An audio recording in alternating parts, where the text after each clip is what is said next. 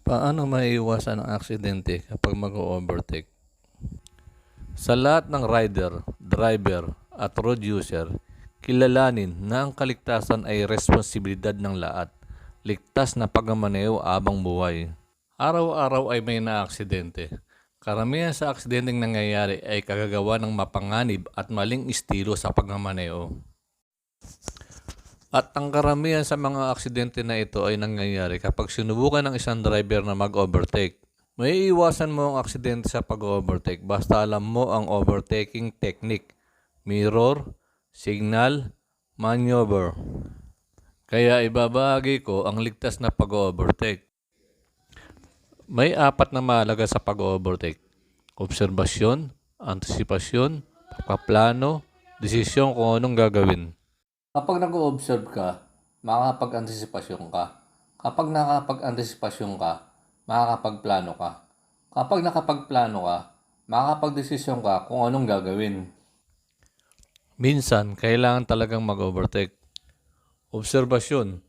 Heavy-duty truck na may mabigat na karga at mabagal manakbo.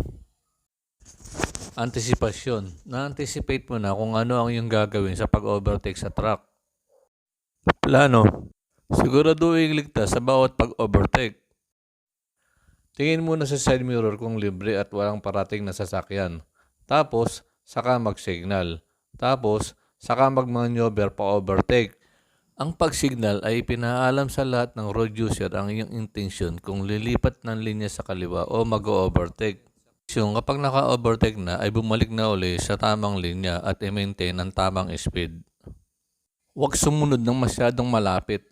Dapat ay may ligtas na distansya lagi sa sinusundan. I-maintain ang safe following distance sa lahat ng oras at pagkakataon para may time ka para mag-react kung biglang nag-emergency brake ang iyong sinusundang sasakyan. Huwag mag-overtake kung hindi masyadong kita ang parating na sasakyan, lalo na yung sa malayo. Tingin muna sa side mirror at kung walang parating na sasakyan sa likuran, saka pumagit ng konti at silipin yung kasalubong kung malayo talaga at kayang overtaken. Tapos, saka mag-signal pakaliwa at ituloy ang intensyong mag-overtake. Tandaan na ang iyong pag-overtake ay iyong desisyon at laging isaalang-alang ang iyong kaligtasan at ang kaligtasan din ng ibang gumagamit ng kalsada. Ito yung mga warning signs sa mga zigzag road. Huwag mag-attempt na mag-overtake sa blind curve sapagkat mapanganib ang mag-overtake sa blind curve. Hindi natin nakikita ang paparating na anumang sasakyang kasalubong. Kaya merong solid yellow line na nag-oobliga na tayo ay manatili sa ating linya sa mga blind curve na daan.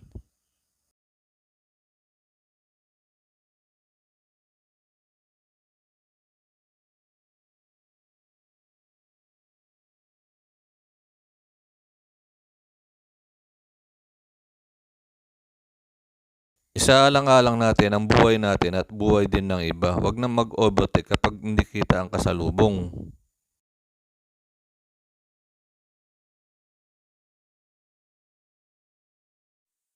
Huwag mag-overtake sa kanan o shoulder.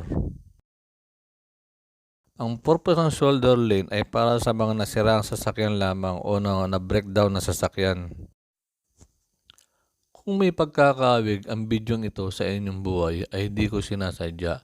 Ang layunin ko ay pagsishare lamang sa aking malawak na karanasan at kaalamang natutunan sa mga trainings at seminars sa 21 taong kong OFW na trailer driver na sa kalaunan ay naging driving instructor sa Almaray Company, Saudi Arabia.